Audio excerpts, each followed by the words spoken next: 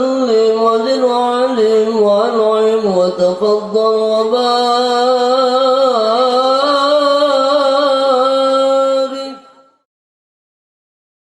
الرحمن الرحيم. الفاتحة وإلى حضرة النبي المصطفى سيدنا محمد صلى الله عليه وسلم ثم إلى أرواح آبائنا وأمهاتنا وجدادنا وجداتنا ومشايخنا في الدين خصوصا مؤلف هذا الكتاب رياض البديعة نفعنا الله به وبعلومه في دارين. الفاتحة. أعوذ بالله من الشيطان الرجيم. بسم الله الرحمن الرحيم. الحمد لله رب العالمين الرحمن الرحيم مالك يوم الدين إياك نعبد وإياك نستعين اهدنا الصراط المستقيم صراط الذين أنعمت عليهم غير المغضوب عليهم ولا الضالين. ربي اغفر لنا ولوالدينا. Bismillahirrahmanirrahim. Alhamdulillahi rabbil alamin. Wassalatu wassalamu ala sayyidina Muhammadin asrafil anbiya wal mursalin wa ala alihi wa sahbihi ajma'in. Subhanaka la ilma lana illa ma 'allamtana innaka antal alimul hakim. Rabbi israh li sadri wa yassir li amri wahlul 'uqdatam min lisani yafqahu qawli wa bisanadinal muttasil ila shaykhinal muallif rahimahullahu ta'ala wa adaman naf'abih wa bi'ulumih fi daraini amin. Wa qala apa nih? Wa yukrahu. Bismillahirrahmanirrahim. Wa yukrahu dimakruhkan lahu bagi orang yang lagi puasa. Ngapain? Al-qasdu kerikan. Kenal kerik? Kerok. Kerik apa kerok? Kerik. Kalau masuk angin tuh. Kerok. Kerokan. Ada yang bilang kerokan, bilang kerikan, macam-macam. Tujuannya ya gitu. Wal hijamatu dan bekam. Bekam boleh lagi puasa, cuma hukumnya makruh, bukan haram. Ya, hijamat. Wal istinsyak. Istinsyak artinya menyerot air ke hidung. Makruh. Mengapa? Ditakutkan batal. Nanti kalau airnya masuk ke perut batal. Wal kublatu dan mencium. Hah? Di atas. Kelewatan ya? Iya. Wa zauqut ta'am, nyicipin makanan. Boleh. Nih kita lagi nyayur, lagi puasa. Nih asin apa kagak, ambil jilat, lepeh lagi, nggak apa-apa, jangan itu, oh asik juga ya, telan, mampus mendingan kalau gitu. Artinya apa? Bahwa nyicipin makanan boleh, yang kagak boleh apanya? Telan, nyicipin boleh, ente boleh nyicipin ji. Wal mubalaghatu fil madmadah, apa namanya, sungguh-sungguh di dalam kumur. Kok sampai berbunyi begitu, ya terbrut dibuang. Ya kalau memang kagak ada yang masuk tenggorokan nggak apa-apa, dikhawatirkan masuk ke tenggorokan. Makanya hukum orang yang berkumur berlebihan, kalau kumur biasa itu, ini kok sampai kayak ngokok ya. Iya. Nah, itu takut adanya itu makanya yang begitu dimakruhkan itu. Kan Ustaz kalau kokok gitu kan di tenggorokan basah tuh. sisa airnya kan nempel di ini, boleh makruh. Ya nggak apa-apa, dinempel bukan ditelan. Iya. Tapi kan kalau habis itu kan rasa hausnya hilang. Oh, enggak, rasa hausnya kagak hilang, gue nempel Iya, doang mah. kalau nempel doang kan rasanya hilang. Oh, hilang. Hilang. Kalau gitu ente tempelin aja deh besok. Ya tapi hukumnya nggak apa, makruh. Ya. Bukan haram. Kalau jelas-jelas ketelan, baru. Ya, wal istinsyak ya, menyerot air. Wal kublah, mencium. Nah, kan kemarin udah saya bilang, mencium ada yang boleh, ada yang kagak. Kalau kayak Jitiri nih nyium istri lagi puasa, boleh nggak? Boleh. Boleh. Ya, ya. Kalau model kayak Jamhuri, waduh. Oh, boleh juga udah tua. Iya, jangan. Artinya kita bisa tahu kalau yang mencium tidak menggerakkan syahwat, ya nggak apa-apa. Tapi kalau aki-aki dijamin tidak menggerakkan syahwat. Kalau yang muda masih diragukan, ya walaupun dia bisa nahan, ya itu makruh, tidak jadi haram. Dikhawatirkan ngapa? Timbul syahwat, nah, kan jadi haram udah. Wa nahwuha, dan lain-lain. Yang lain-lain dimaksud apa? Mengelus-elus tangan istri, pegang lagi puasa, makruh. Ya. Apalagi meluk dari depan atau dari belakang, makruh, tidak haram. Ya, jadi sebab apa? Dikhawatirkan timbul syahwat. Wal qublah wa nahwa idza lam tataharrak bihima syahwatuh, apabila tidak timbul dengan kedua itu syahwatnya. Apa yang kedua? Pertama kublah, ya, mencium. Yang kedua wanahwa, dan sebagainya. Sebagainya ya yang berkaitan dengan pegang istri, gandeng istri, elus istri, peluk istri, tapi dengan batasan umur, ya umur yang masih mengandung syahwat. Ya, umur mengandung syahwat itu relatif. Ada yang masih tua, masih gagah aja. Ada udah masih muda, udah letoy aja. Nah, itulah kondisi seseorang beda-beda, segi kesehatannya beda. Ya. Jadi diukur dari apa? Dari timbulnya syahwat apa enggak? Kalau dari umur relatif susah, tapi yang pasti kalau umur 70 ke atas sudah barangkali aman, cium istri. Tapi ada umur 80 aki-aki baru kawin sama janda muda, ya jangan juga, jangan juga, dikhawatirkan juga. Jadi relatif lah, nisbi itu relatif.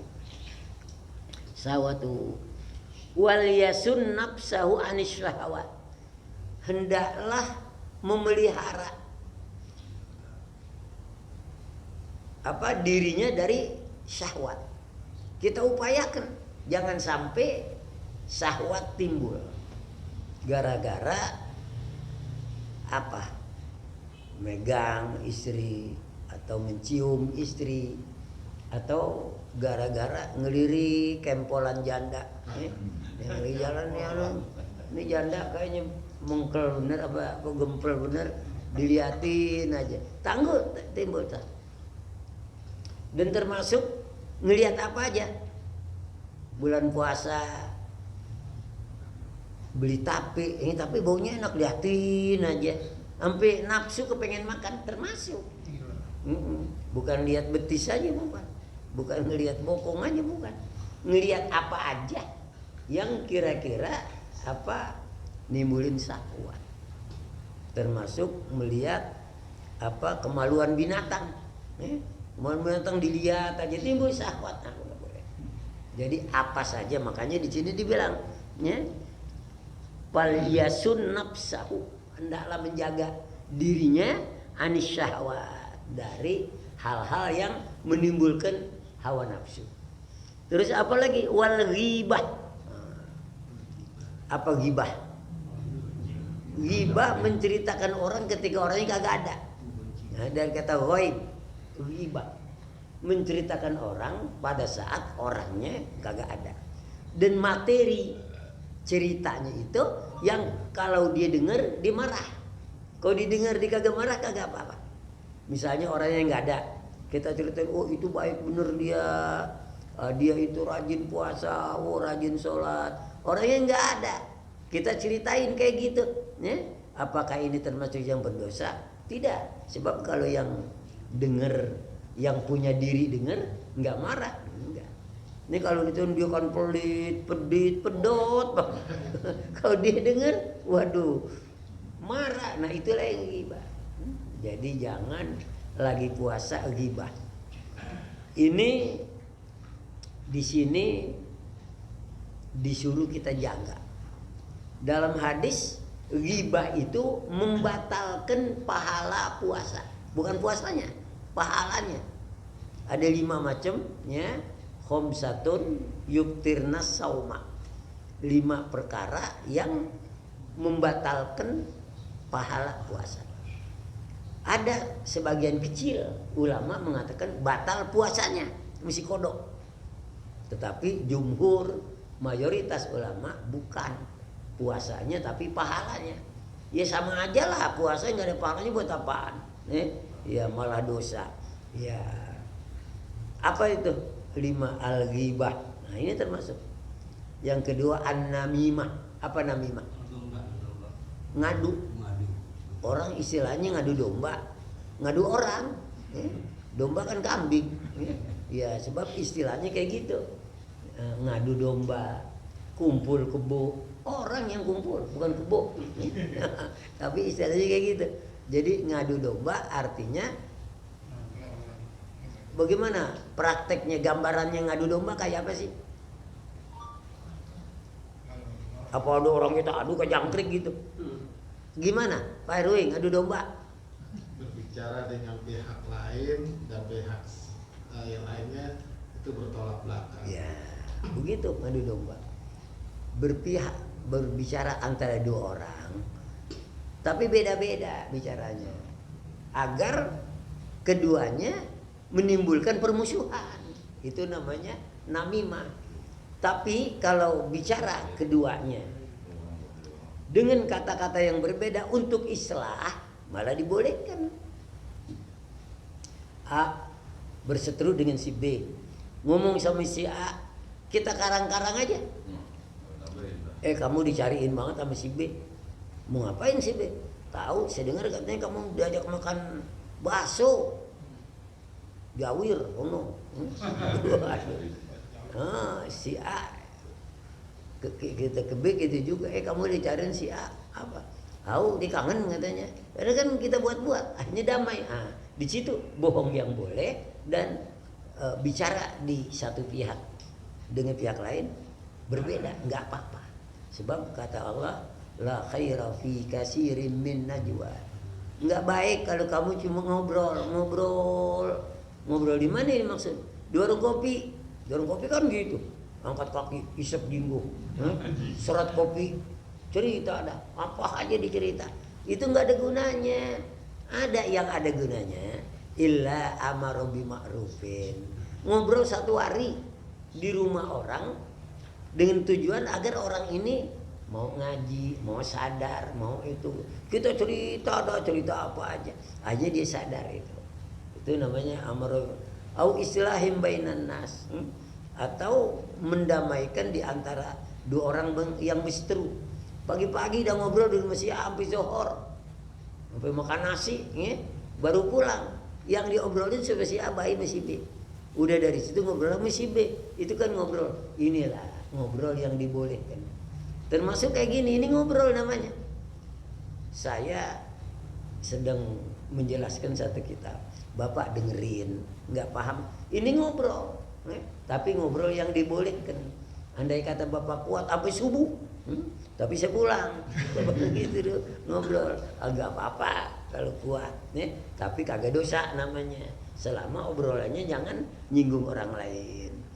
Ada 5 tadi, ghibah, namimah, kemudian apalagi ya, ada 5. Khamsatun yuktirnas sauma. Al-ghibatu wan namimatu, ghibah, namimah. Kalau yang lainnya wal yaminul gomus, sumpah palsu. Ngomong apa pakai demi Allah, nah itu batal puasanya. Ya, kamu semalam kayaknya habis nyaur, habis subuh kamu ngerokok demi Allah. Nggak usah demi Allah, kagak, ya udah, mau percaya mau kagak gitu. Ya, kemudian yang berikutnya ada satu kurang kayaknya, an-nadru bisyahwat. Nah ini dia, melihat sesuatu dengan penuh syahwat, melihat lawan jenis ke, melihat makanan ke yang penuh syahwat, melihat apa binatang ke yang penuh syahwat. Nah ini ya 5 kan, dibahas. Al-kazibu yang pertamanya kadhib. Apa kadhib? Bohong. Jadi 5 yang membatalkan pahala puasa. Al-kazibu wal ghibatu wan namimatu wa yaminul ghamus wan nadratu bisyahwat. Itu wal ghibah wan namimah di sini ada. Wa kulli kaulin, setiap ucapan au fi'lin atau perbuatan hobi yang jelek. Ucapan jelek apa? Jorok lagi puasa. Lagi puasa ucapannya nyumpahin orang, ya. Lagi puasa ucapannya nggak enak didengar, ya. Nah, itu membatalkan pahala puasa. Kalau tidak, ucapan perbuatan yang jelek. Apaan perbuatan yang jelek? Lagi puasa buang kotoran ke jalanan, itu jahat bener itu, ya. Makanya dulu orang ada Pak Haji suka kalau pagi-pagi air got dibuang, disiram ke jalanan, katanya supaya adem panas. Kalau orang lewat ke banceretan najis kena kainnya disembayang kan kagak sah, itu gara-garanya itu. Makanya jangan kamu nyiram air bersih, nyiram jalannya ada comberan. Ya kan orang lewat ke banceretan najis, sengaja lagi dia. Makanya kita jangan, wah ini jalanan panas, siram pakai cerek, pakai selang, pakai apalah, air yang bersih, sehingga tidak menimbulkan najis untuk orang lain. Nah, gitu. Nah, sebelum ke pasal, kalau ada yang nanya dulu, ya, udah paham? Kalau udah paham, kagak ada itu, kita lanjut pasal berikutnya. Cukup jelas atau masih ada yang perlu ditanyakan? Ya, Pak RW. Konteksnya kalau lagi kita kerja nih. Lagi kerja? Iya. Kita puasa, terus orang nyari kita nih. Orang nyari kita? Iya. Telepon lah. Tapi karena kita nggak mau terima teleponnya, karena ya kita lagi kita bilang aja orangnya lagi nggak ada keluar, tuh gimana tuh? Bohong untuk islah boleh. Kan kemarin ada bohong yang wajib ada, yang sunnah ada, yang makruh ada. Kita lagi kerja di bawah perintah majikan. Ada orang mau nelpon, mau bicara. Kalau kita, apalagi orang yang mau nelpon itu sifatnya cuma seneng ngobrol gitu, lebih bagus ditinggal. Coba apa? Akan merusak pekerjaan kita, menghilangkan kepercayaan kita, memperburuk citra kita. Tapi dengan cara yang halus. Bilang saya lagi sibuk, kalau mau telepon nanti ada jam sekian. Nah, lebih indah. Saya juga sering kayak gitu, orang banyak yang tadi aja ada, saya lagi banyak yang serius saya bicarakan. Kalau saya lihat, wah ini saya kagak angkat. Ini mobil lagi. Saya WA aja. Kalau ada waktu nanti baru kita ngobrol lagi. Saya ya udah. Sebab apa? Mengganggu, ya, mengganggu. Kita rencana lagi mau baca kitab. Kita rencana lagi mau sholat duha. Apa aja dah yang mengganggu. Kalau kita lagi mau tidur kan kita terganggu juga. Nah, Makanya kalau ada orang itu dia WA kan saya, Ustaz lagi ada waktu boleh saya nelpon, saya lihat kata boleh, tunggu. Kalau saya bilang oh maaf bentar jam sekian ya saya lagi ada. Itu yang paling apa indah betul cara kayak gitu. Jangan ngobrol enak ngobrol ngalor ngidul ya emang sekarang orang pada demen ngobrol sebab WhatsApp nggak bayar gitu kalau pakai telepon gitu. Baik barangkali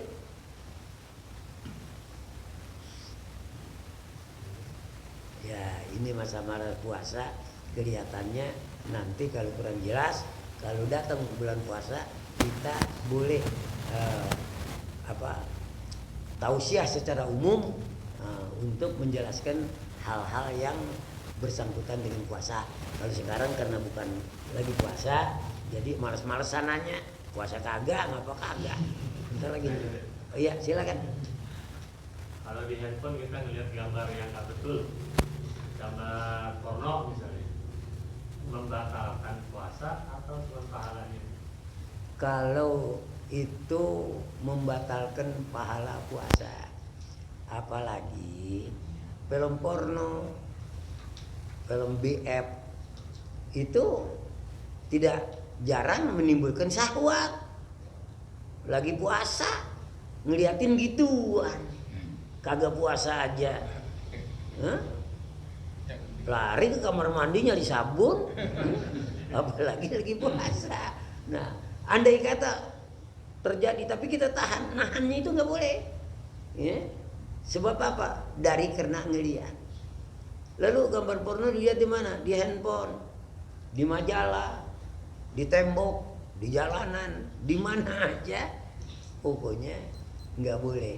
Termasuk kalau di sini di mana? Wa kullu qaulin au fi'lin qabihin. Setiap ucapan dan perbuatan yang buruk. Nah, itu maksudnya tadi itu fi'lin qabihin, perbuatan yang buruk. Maka ini semua membatalkan pahala puasa. Tapi puasanya nggak batal. Puasanya. Ya puasanya enggak dikodok. Men pahalanya kagak ada. Ya, itulah yang sering Nabi sabdakan rubba soimin, atau ada riwayat lain kamin soimin laisa lahu min siyamihi illal ju'u wal atasu. Berapa banyak kata Nabi kamin soimin, berapa banyak orang yang berpuasa tapi laisa lahu min siyami, tidak ada apa-apa dalam berpuasanya illal ju' wal atasu, lapar dan haus saja. Kan rugi banget ya? Lapar dari pagi, haus dari pagi kita tahan, pahalanya kagak ada. Oleh karena itu ya hal-hal seperti inilah yang membatalkan pahala puasa.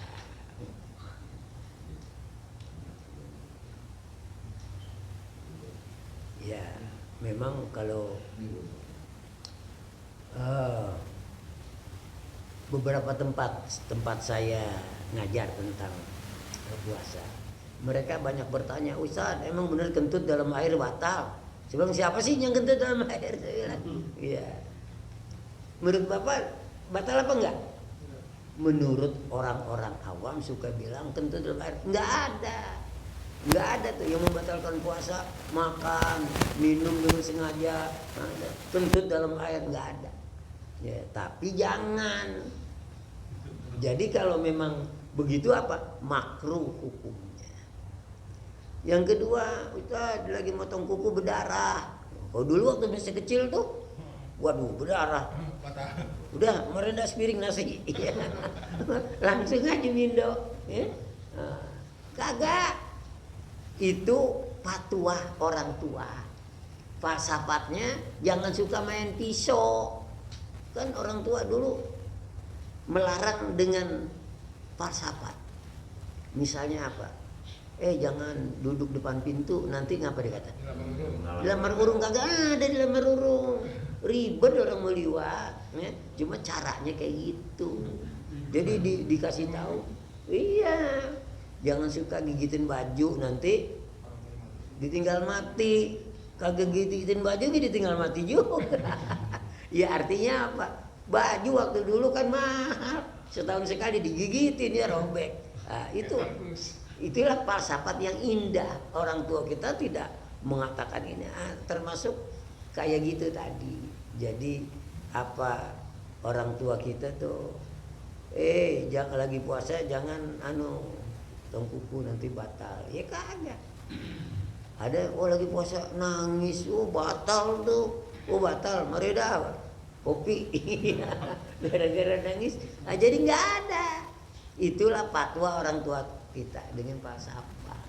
Nah, jadi pertanyaan-pertanyaan seperti itu, sebab dulu memang lumrah, lagi puasa kentut dalam air batal, lagi puasa nangis batal, lagi puasa motong kuku keluar batal, ya nggak ada.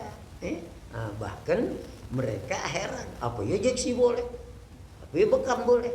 Nah, karena berdasarkan pengalaman di masyarakat aja, bukan berdasarkan ilmu. Kalau berdasarkan ilmu yang udah kita tahu, nah inilah 5 yang batal: bohong, ghibah, namimah, melihat dengan penuh nafsu, dan sumpah palsu. Baik, fasilun, ini satu fasal. Atau inupisin, atau itu artinya orang udah lewat dalam umur. Artinya apa? Orang yang udah usia lanjut, orang tua. Bagaimana hukumnya orang tua yang sudah tidak kuat puasa masuk bulan Ramadan? Kemudian pisin, kalau orang tua itu udah nggak sanggup puasa, kan banyak orang tua yang masih sanggup puasa. Ini yang dibicarakan orang tua yang sudah tidak sanggup puasa. Kenapa? Kalau dia puasa sakit lah. Kalau dia puasa tidur aja kayak mayat di atas balai, kagak mau bangun-bangun. Bagaimana hukumnya? Kemudian wal maridu, dan orang yang sakit, alladzi la yurja lahu syifa, yang tidak diharapkan sembuh. Orang sakit kagak ada harapan sembuh. Sakit apa? Ya sakit apa? Ya sakit tua, atau sakit kronis, atau sakit yang keturunan, yang bagaimana masuk bulan puasa? Kemudian yalzamu, mesti kullan minhuma, keduanya, atau salah satu, bukan, kalau salah satu berarti salah satu, ini keduanya, keduanya mana? Orang yang tua dan orang yang sakit, orang yang tua yang tidak sanggup puasa, dan orang yang sakit yang tidak diharapkan sembuhnya. Keduanya itu kullan minhuma muddun, satu mud. Satu mud ini berapa sih satu mud ini? Satu mud ini sebetulnya seliter kurang 3/4 lebih. Seliter kurang 3/4 lebih. Tapi kita daripada kurang, genepin aja kan. Satu mud seliter gitu. Padahal di dalam hukum agama kalau diukur-ukur 3/4 lebih. Seliter kurang. Sama juga fitrah. Fitrah itu sebetulnya berapa sih? 3 liter. 3 liter. Tambahin seraup. Cukup. Tapi orang kan tidak ambil patokan seraup. Udah 3 liter setengah gitu kan. Nah, padahal 3 liter seperempat aja udah banyak lebih. Nah, termasuk ini.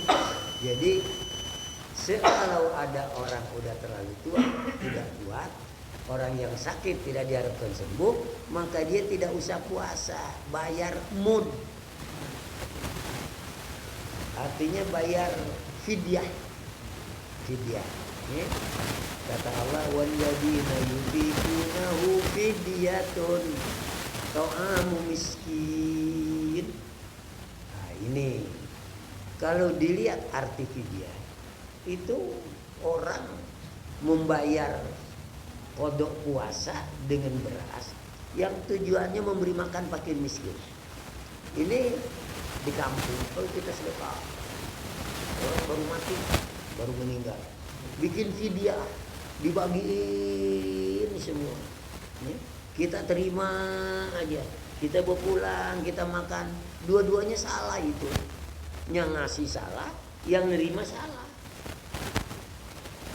Apalagi belum lama saya dengar ada guru ustazah suka mintain fidyah.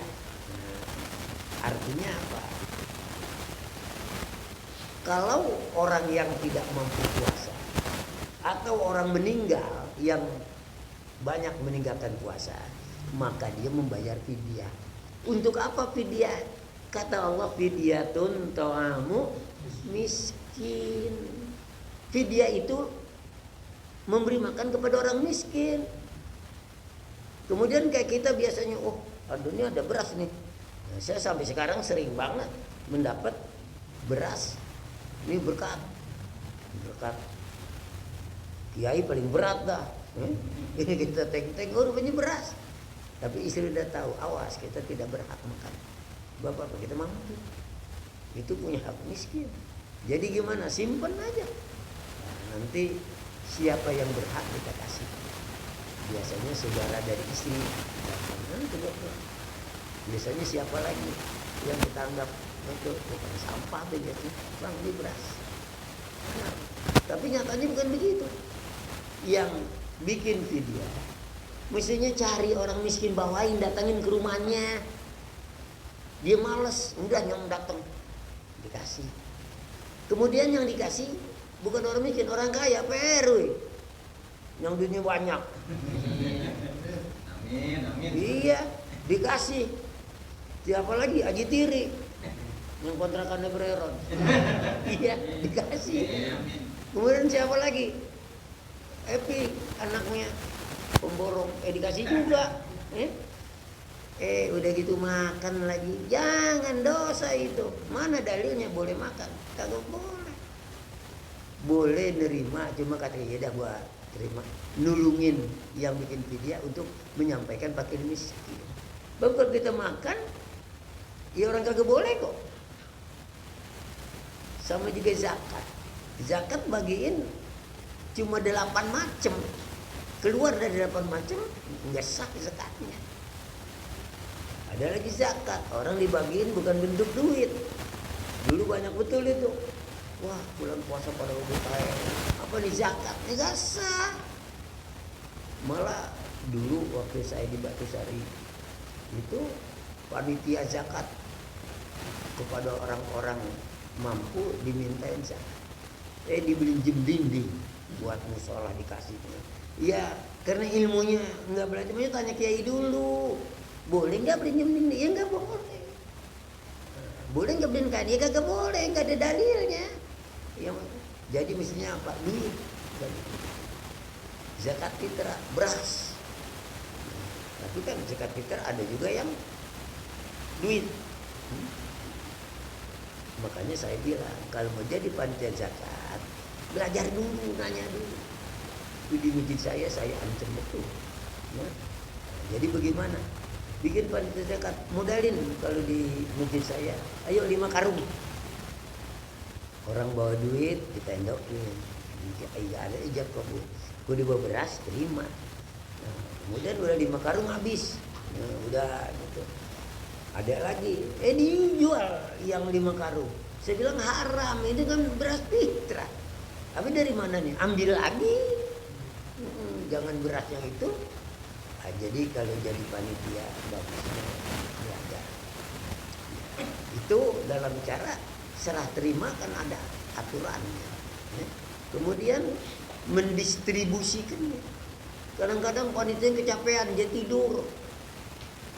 Idul Fitri masih banyak beras di gudang, kagak disampaikan. Wah, dosa kepada dia. Nah, makanya harus belajar. Kadang-kadang dibagi 10 liter, 10 liter, 10 liter. Panitianya 50 liter. Ya kagak boleh lah. Nah, jadi itulah jangan sampai hukum yang mesti dilaksanakan tapi kurang pas gitu. Termasuk kurban, termasuk akikah itu ada hukumnya. Bukan senak bronya, ya, senak bronya. Jadi apa? Ada aturannya. Makanya ngaji lah seperti bapak-bapak kayak gini.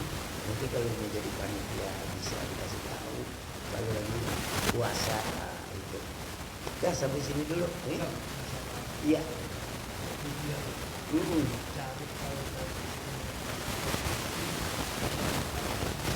Iya. Kita tuh berkahit nanti kita ngomongnya sama binatang gitu. Misalnya binatang ayam kita. Ayam gitu. Kalau yang bisa dikasih sama ayam, berarti ente biang ayam. Kagak ada sama manusia. Lalu Kan susah. mana susah ente nggak ngerti apa artinya fakir atau miskin? Orang yang makhluk kan dia. Artinya Sesama. fakir orang kagak punya pekerjaan sama sekali, nganggur apa itu emang kagak orang nganggur ini. Dan yang kedua ada kerjaan cuman nggak cukup gak? Misalnya apa? Dia butuh makan dalam sebulan, taruh dah sebulan 3 juta umpamanya, tapi pencariannya itu 1 juta atau 2 juta itu masih dapat. Ya, barangkali kalau saya tanya si kita ini masih termasuk miskin, sebab apa? Kebutuhan sebulan sekian, pendapatan kurang, itu boleh dikasih. Iya boleh, makanya kita kecuali kalau udah di daerah komplek. Nah, itu memang kita harus keluar deh tuh. Komplek-komplek semuanya orang mampu. Sebab apa? Mereka pegawai, ada gajinya cukup, jangan dia dikasih. Tapi kalau orang-orang yang masih kerjanya freelance, ya serabutan, itu jarang yang terpenuhi kebutuhannya. Ya jangan kasih binatang. Itu enak aja. Iya. Berdekat banyak ada kemana? Lari kebun binatang. Iya. Cukup ya? Apa ada lagi? Nanti kita mulai dari pasal nanti. Al-Fatihah. A'udzubillahi minasyaitonirrajim. Bismillahirrahmanirrahim. Alhamdulillahi rabbil alamin. Ar-Rahmanir Rahim. Maliki yaumiddin. Iyyaka na'budu wa iyyaka nasta'in. Ihdinas siratal mustaqim. Siratal ladzina an'amta 'alaihim ghairil maghdubi 'alaihim waladdallin. Bismillahirrahmanirrahim. Alhamdulillahi rabbil alamin. Hamdan yuwafi ni'amahu wa yukafi'u mazidah. Ya Rabbana lakal hamdu wa lakal syukru kama yanbaghi li jalalika wa 'azimi sultanik. Allahumma shalli wa sallim ala sayyidina Muhammad wa ala ali Muhammad. Allahumma 'allimna 'ilman kama 'allamta Adam al-asma'a kullaha.